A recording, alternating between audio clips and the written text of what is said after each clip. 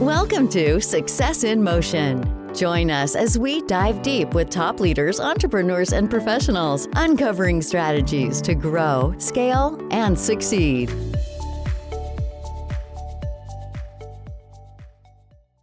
Welcome back to the Success in Motion podcast. I'm your host, Michael Bishop, and I am here with Hayden Henderson. Now, Hayden has an interesting history. He spent about 10 years working in marketing, sitting at a desk, hating life, and then he finally escaped that and jumped into health and wellness. Hayden, welcome to the show. Hey, thank you for having me, Michael. I'm excited to be here and excited to share a story and see where this conversation goes.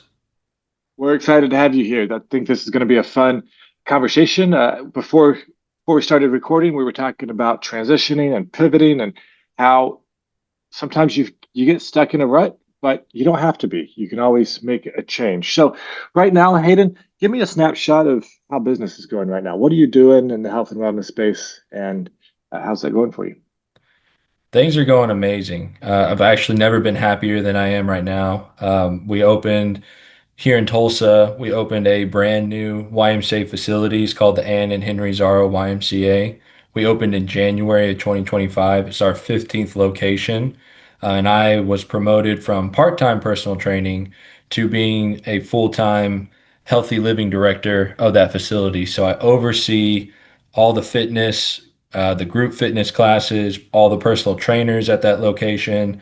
I also coordinate with the other leaders within my facility and leaders at other facilities in the area and try and grow and impact the community in a positive way.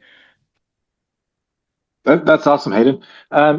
So dealing with health and wellness, there are a lot of gyms out there. There are a lot of people who do personal training, people who do health and wellness. What sets you apart from everybody else? So for me, it's always kind of funny. My initials are HRH, Hayden Reed Henderson, but I'm always willing to help someone. And so I've kind of developed the moniker here ready to help. I'm always ready to help. So whenever someone, is coming to the gym and they're looking confused or they're not quite sure, I'm always there ready to help them. Hey, how are you doing today? Just trying to be that positive light because it's intimidating to start a health journey. It's intimidating to make a change and get out of your comfort zone and to make that connection with someone whenever they step in there and knowing that might be their first time they've ever been to the gym in years, or they've gone through some things in life and they're a little timid, being able to just metaphorically hold their hand and say, I'm here to help you out.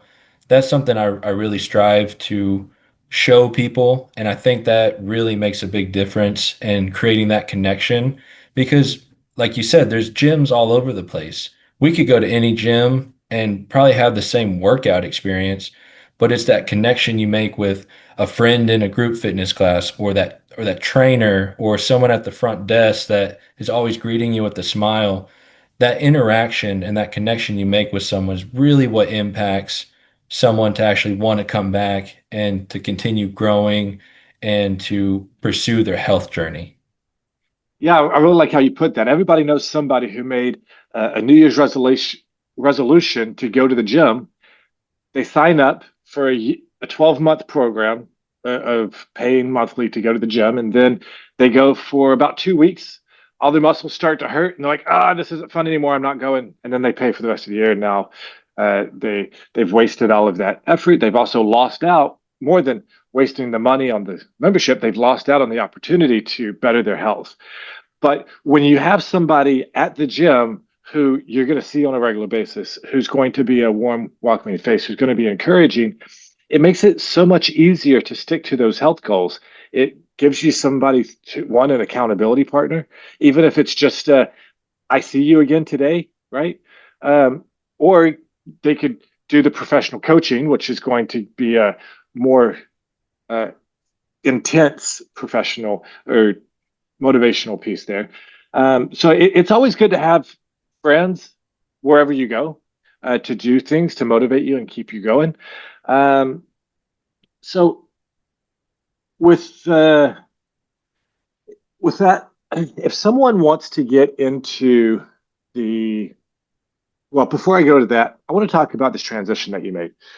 Before you did health and wellness, you told me that you were in marketing and you did that for about 10 years. Um, what was it about marketing that made you want to give that up and go into health and wellness? That's a great question. It's always funny how life takes you through things and in the moment you're like, why am I doing this? Or why am I going through this? Or you're kind of questioning things and you don't really have those aha moments until you've reached a certain point and you look back on it and you say, okay, that makes a lot of sense. Um, I grew up playing soccer my whole life. I played from 3 years old all the way till collegiate, semi-pro. And my idea was I was going to make a lot of money playing soccer. I was just going to invest in some businesses, and those businesses were going to kind of run themselves, and I would just reap the benefits. And it always seemed to make sense for me to have a marketing degree so I could at least understand how business works and how to, promote my businesses that I wanted to have.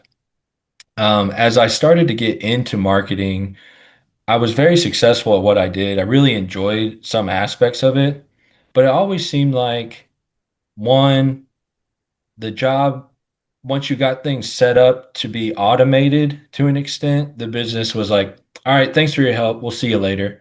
And then another part of it was being an athlete and going out in front of people and hearing people cheer you on, being in a team setting and working on the field with other teammates that you've worked with for so long, and then transitioning over into an office where some of the positions I've had, I had my own office. I was by myself most of the day, sitting behind a desk for 8 to 10 hours a day and just sitting there thinking I should be doing more. Not that I wasn't impacting a community or not that I wasn't helping people, because I was growing businesses and I was reaching people that needed a product or a service, but I wasn't passionate about those industries. And Yeah. something that was super important in my development was one of my mentors told me whenever we were doing some sales training, he goes, the reason why salesmen leave a position is because not because they can't make the sales, but it's because they're not passionate about selling that product. And that really stuck with me as I kept growing and developing. And I realized I'm really not passionate about any of these industries I've been in, from retail to waste management to all different types of industries. And I realized I need to make a change. And so, like I said, being an athlete, I've always been passionate about wanting to stay in that space. And as I was talking with my wife, I realized this is probably the route I should go, is more into a health and wellness type world. Does that make sense? That 100% makes sense. I actually worked at a job where I was very active. I drove around, went from hotel to restaurant to hotel, different places, and sold products to those facilities. And then after that, I got bored with that, and then I went and did another job where I was spending more time behind a desk, and I just sat there, and I found that my body just rejected that lifestyle of sitting behind a desk. I developed body aches. I developed a gut. I gained a lot of weight and just went through a lot of challenges. And at first, I thought it was the job and just doing the work that was killing me, but really, it was just sitting behind a desk, not doing anything physically with my body Right. for 8 hours a day. And so I had to make a shift. I had to make a change. And then once I got out of that desk job, I was able to realize, hey, I I need to move, and started building my body back up and getting to where I can spend more time doing things that build my muscles and help me in a physical way rather than just sitting there while my body was deteriorating. So there is definitely something that most desk jockeys are missing, and that is a physical movement aspect. Now, I'm back in a desk job now, but I've changed how I do it from that experience. I learned, right? You can sit at a desk for so long, and then you need to move. Like right now, I've been sitting all day, and so now I'm standing to do this podcast with you. And doing adding things like that, it's not quite the same as going and working at a gym, right? But it definitely puts some relief on my body to just move around to help stabilize my body. Do you get a lot of people who come in who are complaining about having sat too long, and then they need to come in and like, what can you do for me? Oh man, all the time. Yeah, I mean, almost every day. There's someone that this hurts, that hurts, even myself. There's times where, I mean, in the position I'm in, I do a lot of training, but I also have as a leader and a manager, I still have administrative duties, and there's times I'll have to be on the computer for a couple hours. I might be doing a Zoom meeting, or we might actually have, a leadership meeting there at the facility or at another facility, and we're there for 2 or 3 hours. So not just myself do I feel aches and pains, especially as I get older, but I mean, there's people every single day that come in complaining exactly about, what you were just describing. I've been sitting at this desk all day today and my hips hurt or my back hurts or something's hurting. And I feel almost called to show people, well, this is what needs to be done. Not necessarily you have to change your career, but let's figure out how we can be more active during your 6, 8 hour shift, 10 hour shift that you're at work that can make it not so hard on yourself. And one, you enjoy your job more, but two, you feel better. So those are definitely some routes that I look at whenever I'm interacting with anyone that comes in my way. They're at the gym. Yeah, when in my path to recovery from that job working, sitting at a desk and not knowing what I was doing to myself, I found a book that really stood out to me. It's called Desk Bound by uh, Glenn Cordoza. Um, this book says it claims that sitting is the new smoking, and that it's just as bad for your body as smoking. And we all know how bad smoking is. Sometimes we choose to smoke anyway, but we still know it's bad for us. Sitting is the same thing, right? Right. And it talked about how they were showing studies on uh, big athletes who would come in with silly injuries. And it was talking about how they would go in and they would work for an hour, work out, they go practice for an hour, and then they might do some work later. But during the bulk of their day, they found that they were sitting, the ones who were getting the injuries. They were sitting trying to recover from the workouts, whatever. And with that, it was causing them to their bodies just weren't holding themselves together properly because of sitting. And they recommend that you don't sit in any one position for more than a very short period of time. And if you do have to sit for long periods of time, make sure you get up from time to time and move around.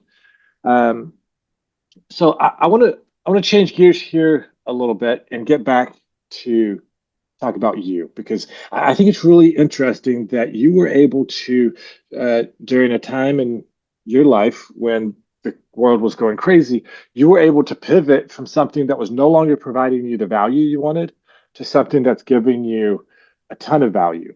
What was that transition like, and how did you make that leap?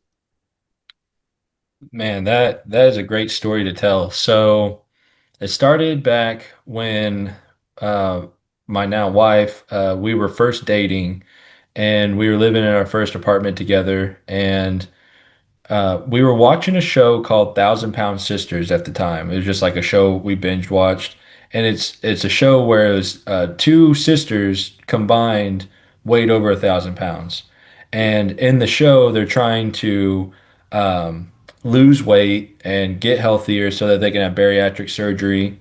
And so they had a trainer, and then they had a MD, a doctor that was going to perform the surgery.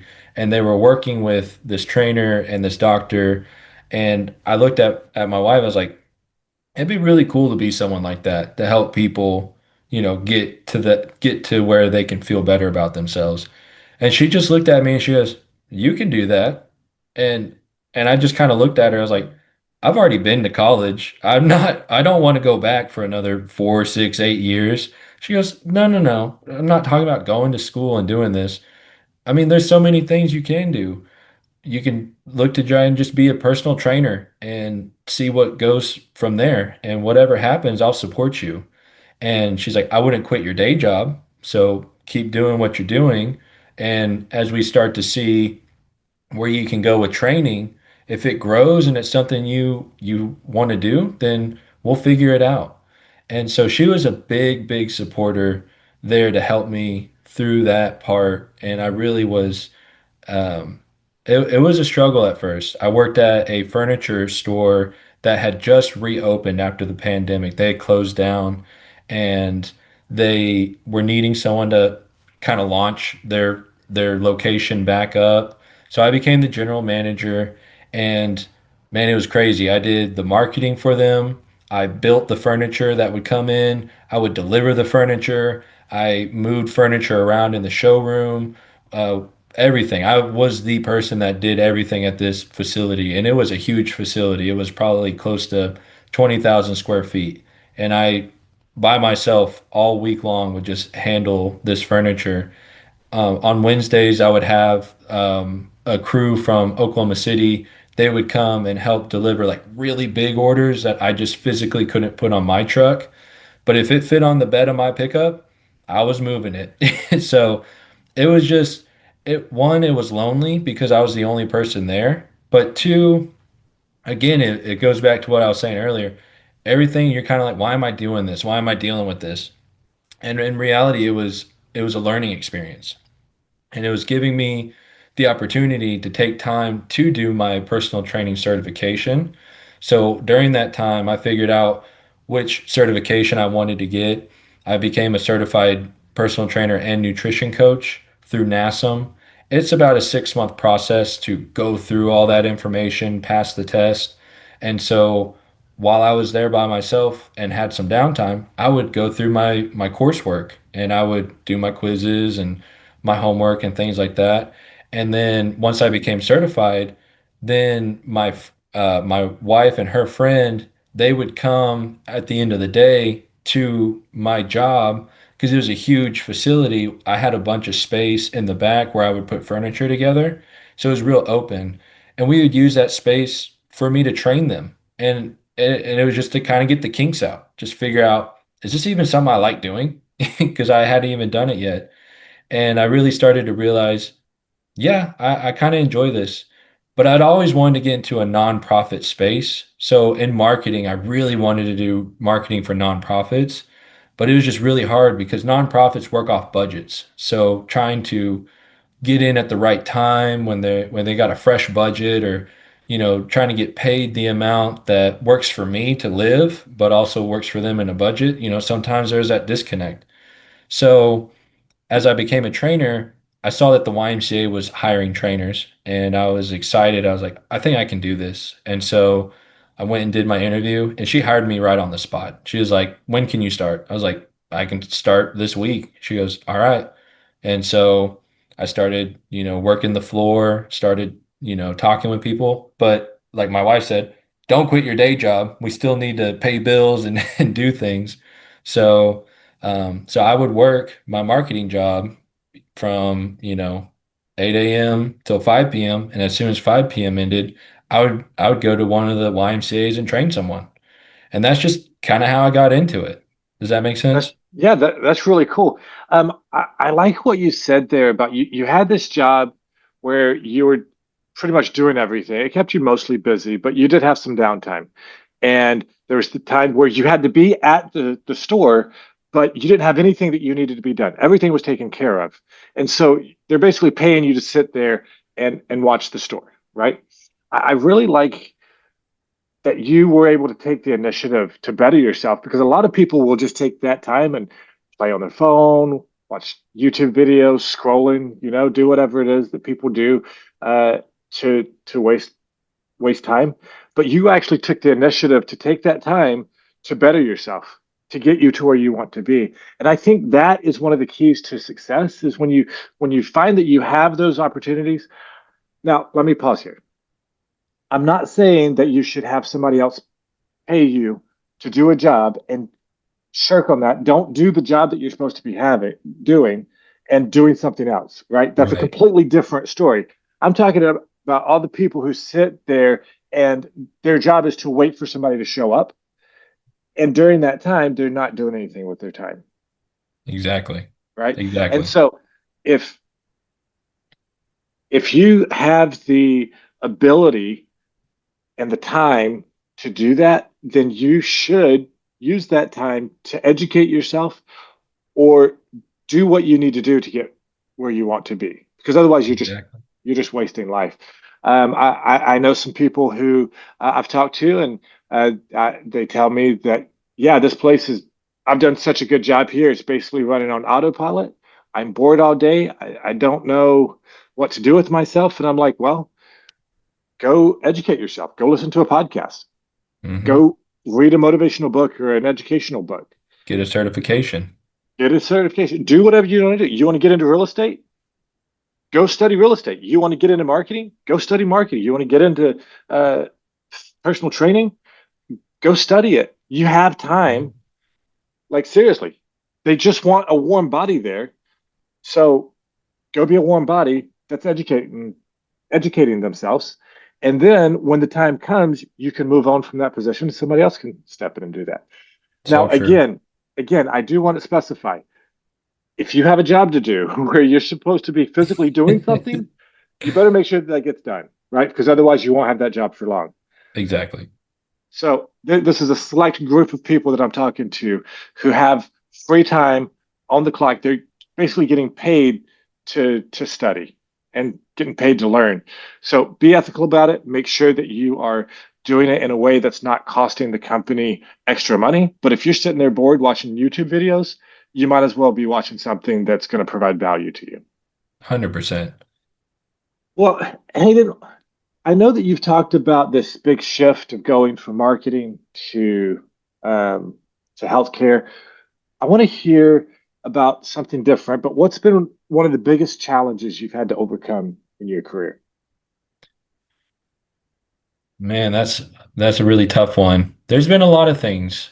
Um, there's been, things that are what I found probably I would boil it down to three things. One is being being ready for the unexpected.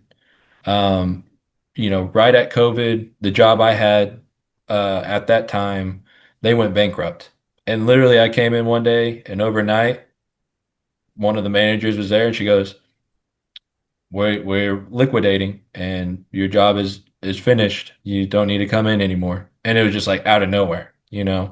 I mean, I could kind of see some writing on the wall, but there was never talks of we're going to be closing. It was we're going to figure this out and we're going to do good. So just being prepared for the unexpected, that was a learning moment.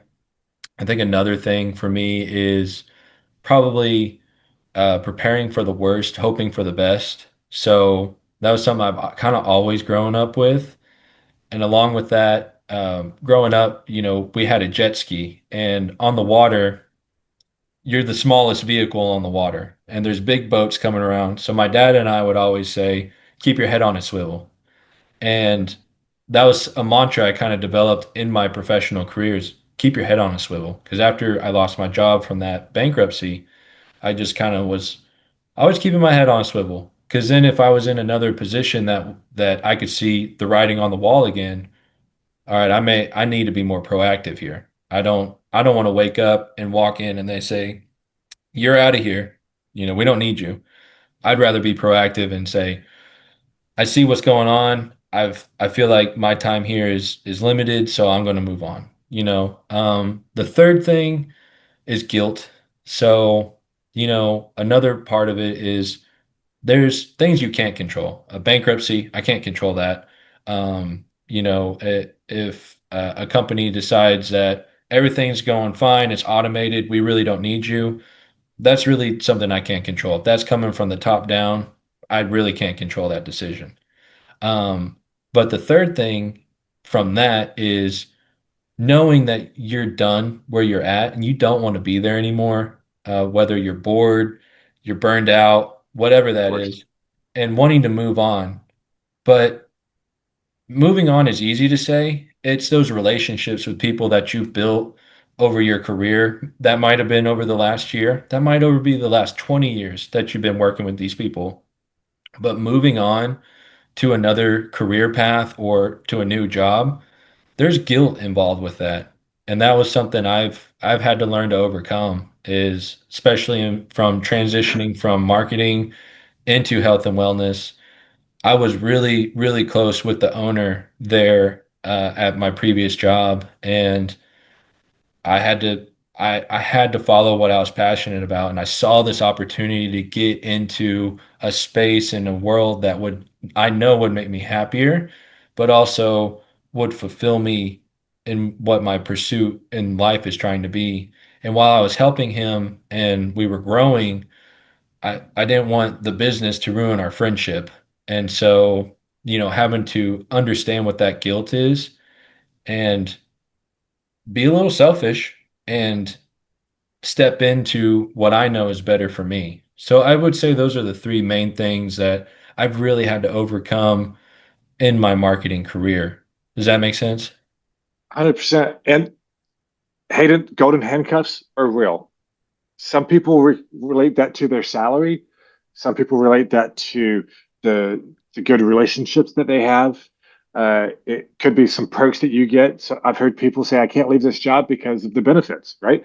Yeah, There's reasons why people stay in a job long past their expiration date, and I think it is a disservice that any business owner or manager does by allowing someone to stay in a role that they're no longer receiving value from.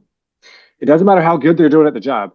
And one of the biggest blessings that I had in my life was being let go. I was at that job where I was sitting for many hours a day, and my manager, I was doing decent at the job. I wasn't a terrible failure. Maybe I wasn't doing as well as I could have been because I wasn't happy. I wasn't passionate about the product that I was selling, but I was definitely doing well. When you looked at the overall how the company was doing, I was number two out of everybody in the company, and this company was over several states. Um, but with that, I was miserable, and my manager could see that, and so they gave me 30 days and said, Michael, go find something that makes you happy. You're miserable, and we're tired of watching you beat yourself down. And in the moment, that was one of the hardest things I had ever dealt with. But looking back on it, that was one of the biggest blessings that I've received in my career. And so pivoting is good. It's best when you recognize it and you go and do it, but it's also good when it's forced upon you because good managers know if you're happy at your job, and a good manager will help you see that maybe this isn't the job for you. Um, uh, back back in the day, my parents and my grandparents, they would go and get a job. They'd work it for 40 or 60 years, and then they'd retire. That's not how we work anymore. no, We're not slaves to our job.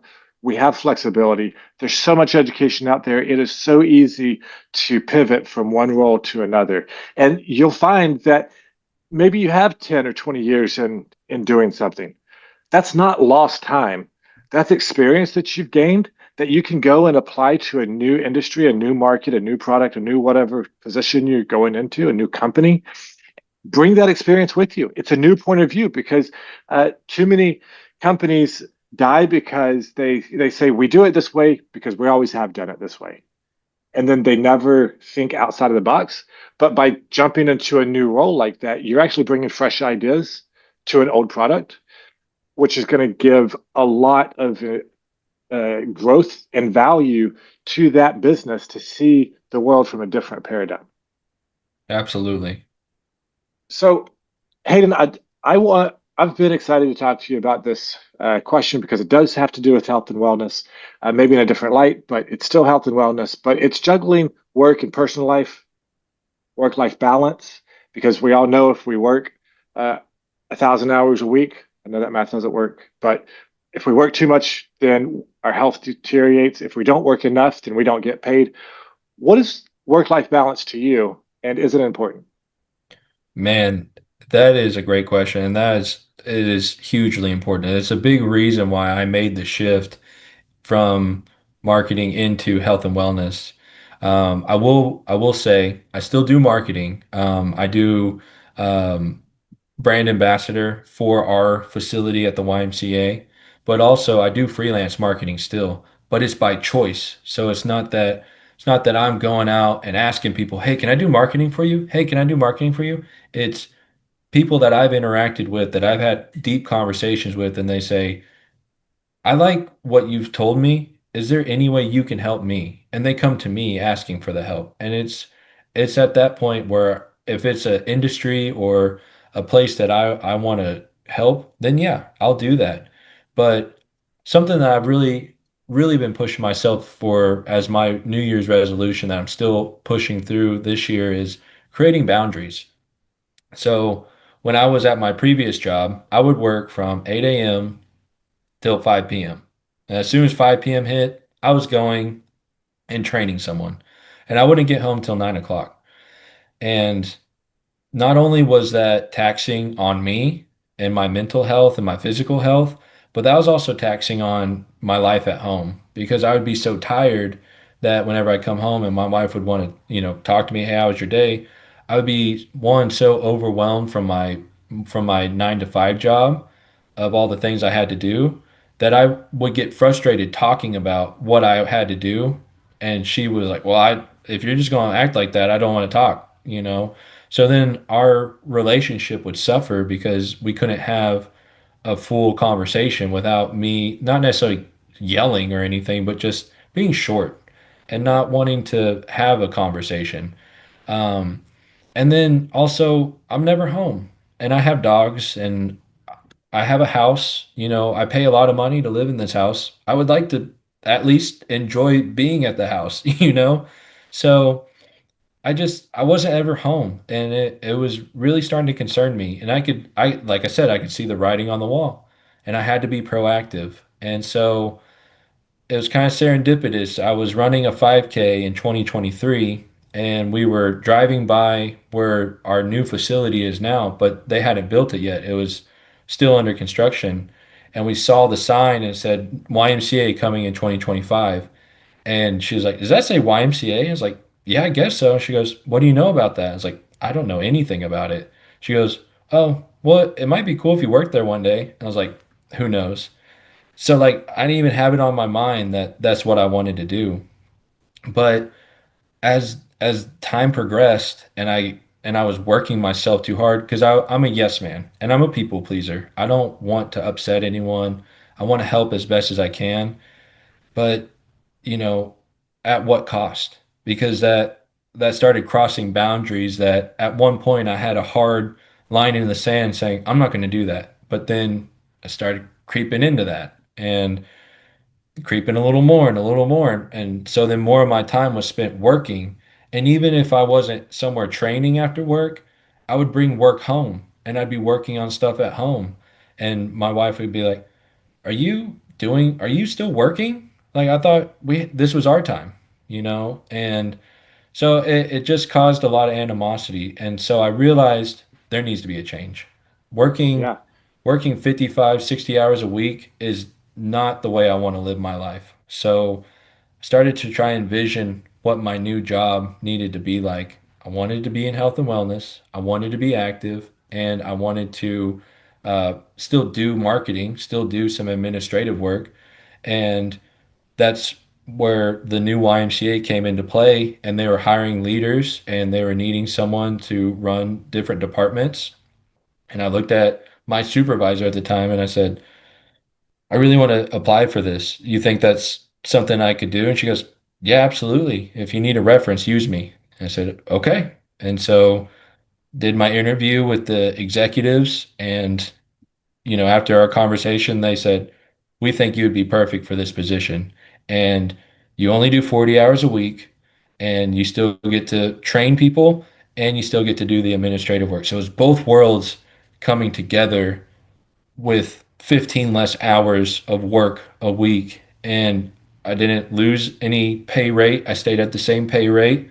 And I don't really see my family. They all live in Texas. And I was on the phone with my dad after I started the new position, and my dad, we don't really see each other physically, but he could hear me on the phone and he goes, "You sound a lot happier." Someone that I maybe see once or twice a year can hear that through the phone. That's Mhm. powerful. And that's how I knew I was making the right choice. Through all the guilt and all the emotions that brought that, I knew I made a right choice.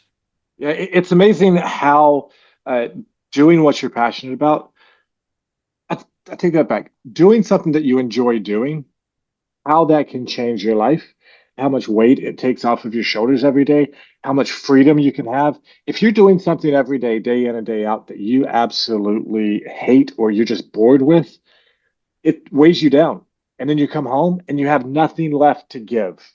And so your family suffers. Your relationship with your friends suffers. If you have kids, your relationship with your kids suffers. Nobody gets to enjoy you, uh, and work takes all of your energy and everything that you have to give. And so that is a red flag, right? If you're dealing with that, go find something that can pay your bills and can get you to where you have more energy, get more excited about it. um, Earlier, you were talking about boundaries and being able to tell people no because you're a yes man. Another topic that I love is the power of no, and that no is a complete sentence. You don't have to justify why you're saying no. I used to struggle as well with being able to tell people no. Uh, I felt like I had so much to give and I needed to give it to everyone, and so I did. But when I was studying the power of no, I realized that every time I say yes to something that somebody's asking of me, I'm saying no to something that I want to do. And so if you struggle with saying no, think about it that way. If I say yes to this, what do I have to say no to? Am I saying no to dinner with my wife? Am I saying no to going to my kids' ball game? Am I saying no to going to the gym to take care of myself? Like, what am I saying no to? Have to, if I say yes to doing a work breakfast, am I giving up my morning routine and getting out of my normal and it's going to throw my entire day off? Right. So knowing the power of no really can change your life, and it changed mine. And I was able to uh, be more selective of the things that I do say yes to, and then with those, I can give more intently to those to perform better, instead of just going through the motions because I said yes. Yeah, I agree with that. Well, Hayden, it sounds like things are going well for you these days in what you're doing. And a lot of people are looking toward the future, how they can create passive income or to enhance or even replace their active income. What are your thoughts on this? I think as long as you're trying to find something that you're excited about, I think you can turn anything into a monetary gain nowadays with the rise of technology, the ability to amplify your voice in different ways. For example, I love making music. I've played music and been a musical person my entire life. My dad, he played guitar growing up, and he taught me how to play guitar. And then my cousins, they played drums. They showed me how to play drums. My uncle played bass. He taught me how to play bass. I played the trumpet. I played violin. And I've always been musically inclined. And as I became an adult, I looked at different ways to make passive income. One, trying to sell products. But again, am I passionate about it? I didn't feel passionate about it, so I may not have performed as well as I thought I was going to. Um, but I love making music, and the music I make and I release and I put out into the world, I'm not putting it out there to make money. If something hits and I get a hit or something and make some money off of it, fantastic. But I don't think if you're trying to make a passive income, I don't think it should be something that you get swindled into, and I don't think it should be something that you get tricked into or that you feel like you're being pressured into doing. It should be something that 100%. feels natural. It should be something that you're passionate about, and it should be something that you enjoy doing because, again, it goes back to those boundaries of if I'm saying yes to do this thing, like you said, what am I saying no to in the other end of it? So if I say yes that I have to go door to door to sell this product, then what am I saying no to during that time that I could be doing something else, And like I said, it's not like I'm out to try and be a Grammy winning artist, but if I put a song out and someone enjoys it, then fantastic. Yeah. I might make a few cents here and there with people streaming it, but at the end of the day, it's what makes me happy. And if that becomes my passive income one day, fantastic. But if it's also something that falls in line with what you're already doing and you're already passionate about, so like for example, like I love health and wellness, and so if I started selling a nutrition product that's very good on the side, then that falls in line with with what I'm happy and passionate about. So it would make sense for me to do something like that. But if I started selling Mary Kay and I'm not one, into cosmetics and I don't necessarily know that large of a female clientele, how does that make sense for me? And I'm going to find myself frustrated a lot more than actually enjoying the process. Does that make any sense? It does. And with passive income, you do have to make sure that you know what you're putting into it and what Hmm. you expect to get out of it, and make sure those things are lining up. And I agree. If anybody is trying to pressure you into making uh, an investment or take a job, then you really should think twice of, okay, why does he want me to do this so bad? Right? And Yeah. so investing and having creating passive income should not be high pressure situation. It should definitely be something that you choose to do because you've weighed the cost and benefit, and then you decide that that's best for you. And then also with that, you did list a couple of things that you could do to generate more income, but I feel like most of those were active income, meaning you have to actually go out and work, not door to door, and sell a product or whatever that is. Passive income is more of where you've worked and you have cash that you need to put to work. And Right. so you find an investment opportunity to invest in, or you go and you do some work, you build up a business, you stick in a general manager, just like that guy did with the furniture shop. He put you in there to go and run it. He still owned it and did the books and some things on it, but you ran the day to day, and he was gaining off of your work. And so that type of thing is passive. So with a passive income, you either have to put time in up front to build it up to get it to passive, or you have to put cash in to get it to that to Right. that passive Yeah. income. So as we're wrapping up our interview, what exciting plans or initiatives do you have in the works for the next 6 to 12 months? Very good question. So, main goal is to keep growing this new YMCA facility. And, like I said, we opened in January of 2025. So, I mean, we're still in our infancy. So that's my big drive is one, developing a team around me that at the end of the day, if I have to go somewhere, if I have to do something and I can't be there physically, I know that I have the team members there in place that can run the place just as good as me, if not better. Um, Also, our goal for me personally is to work off more debt that we have, paying down our mortgage, paying down other notes that we have, and that comes with figuring out different avenues of income because working for a nonprofit is not lucrative. You're not out to make money in a nonprofit. It's, you have your budget and you work with that. And so trying to figure out, like you were saying, some other ways to make income that I feel passionate about.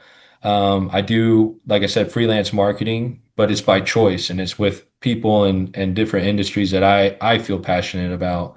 So those are ways that as I start growing through the year, figuring out who I want to work with, who I don't want to work with. I do some marketing for a physical therapy business up in a town north of here, and it's really given me more perspective on how I want to grow into the training world. How do I want to be a better personal trainer? And I've Nice. found that I really want to go down more the physical therapy avenue. So I've been looking at honestly going back to school, whether that being a physical therapist or a physical therapy assistant, kind of leaning more towards physical therapy assistant, but physical therapist isn't out of the realm of possibility. But I feel like just with the injuries I've dealt with in my life and the types of humans that I come in contact with on a daily basis, that type of knowledge is going to be so important to help people out. So within the next 6 to 12 months, I definitely want to try and find more education certification. I'm getting my yoga certification to be able to teach yoga classes at our facility. I just got certified in a Pilates course, so teaching a Pilates type course, which is very similar to yoga, and just having a more healing and prosperous type of training regimen for people. And also growing myself educationally. So just reading as many books as I can, listening to podcasts, trying to figure out, what my next step in life is going to be. Because I'm only really starting out in this career as a trainer. I started in 2021. We're only 4 years into it, but I know where I'm going is it's going to be exponential. And so it's, having your feet firmly on the ground, but your sights set on the stars. How far can you take it? And I think that's, for me, my intention for the next 6 to 12 months is get as much education as I can, figure out, do I want to pursue more actual education in terms of going back to school, or are there certifications that I can get that don't take as much time, and really trying to grow the brand and the facility that I'm working at. And it's like a new marketing job. Like it's like a brand new startup company. Like we're brand new. We got to get the word out, So Yeah, that's sounds like you have a lot going on. yeah. Um, well, as we are wrapping this thing up, thank you so much, Hayden, for being on the show. Uh, Thanks for your time and sharing some tips, and especially how to pivot from one career to another. And if people would like to connect with you to learn more about the YMCA there, learn about your music or anything else that you've shared on the show today, what should they do to connect with you? I'm online. I have social media profiles online. If you're in the Tulsa area, we're the brand new Ann and Henry Zaro YMCA, huge facility over on the west side of town. My social media, Hayden Henderson on Facebook, Hey Dizzle 894 on Instagram, and then my artist profile name is Nico Music Group. It's named after my dog. And him and we started making music back in 2019 together. And he was just laying there with me while we were making music. And sometimes he barks here and there, and you might hear him in the song or two. But yeah, I'm all over social media. So LinkedIn is Hayden Henderson if you want to connect on LinkedIn. But otherwise, hopefully you hear me on this podcast. And again, Michael, I really appreciate this opportunity for you and I to just sit down and have this conversation. And hopefully this story reaches someone and helps them figure out what they want to do in their career. Yeah, Hayden, this has been fun. It's been a pleasure having you on the show. That is Hayden Henderson, guys. We're grateful to have him here, and this is the end of this episode of the Success in Motion podcast. We look forward to seeing you next time. Thanks for tuning into Success in Motion. Want to share your story? Visit successinmotionpodcast.com/guest to apply and be featured on the show.